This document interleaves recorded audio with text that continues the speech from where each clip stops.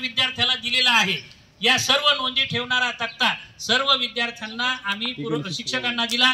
विद्यार्थ्यांना ती कल्पना दिली होती अगोदरच की तुमचे ते सगळ्या नोंदी ठेवणार आहेत, तुम्ही गृहपाठ करा आणि याचा चांगला रिझल्ट आम्हाला यावर्षी मिळालेला आहे।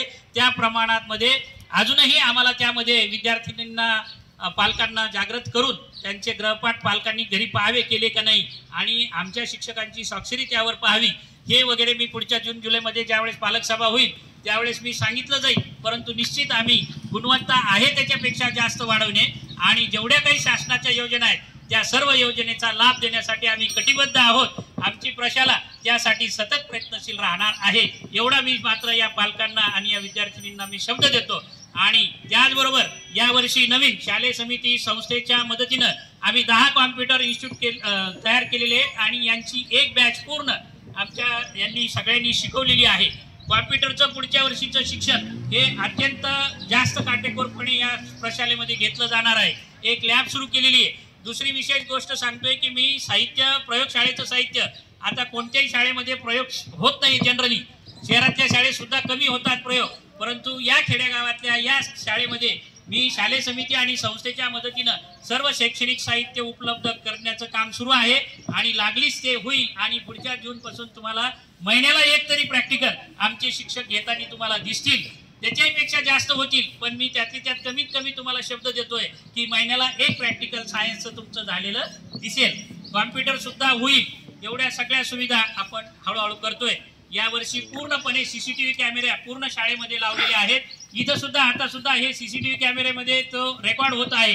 पूर्ण वर्गामध्ये कोण शिकवतोय कोण शिकवत नाही याचं मी स्वतः मॉनिटरिंग करतो, मी कॅमेऱ्यात पाहतोय आणि त्या शिक्षकाला वैयक्तिक व्हॉट्सअपवर लगेच त्याचा फोटो पाठवतो की तू आज शिकवत नव्हता म्हणून, आज तू असं असं करत होता।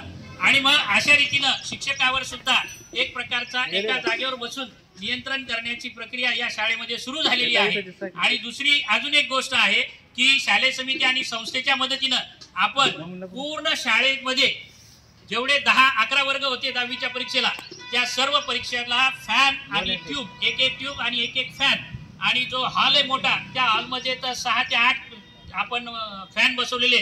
या सर्व सुविधा या 7 ते 8 महिन्यामध्ये मी आल्यापासून केलेल्या आहेत आणि यासाठी सकारात्मक दृष्टिकोन शालेय समिती आणि संस्थेने ठेवल्यामुळे मी या सगळ्या गोष्टी करू शकलेलो आहे। अजून उत्तरोत्तर पुढच्या वर्षात सुद्धा आम्ही यामध्ये निश्चित भर घालूया। आणि विशेष अजून एक आहे की एक फिल्टर आपल्याला प्राप्त झालेले आहे, त्याच्यासाठी फाउंडेशन करण्याचं काम आता या उन्हाळ्यामध्ये होणार आहे। 15 दिवसात पूर्ण शाळेला फिल्टरचं पाणी मिळणार आहे, फिल्टर आणि फ्रीज केलेलं म्हणजे थंड पाणी।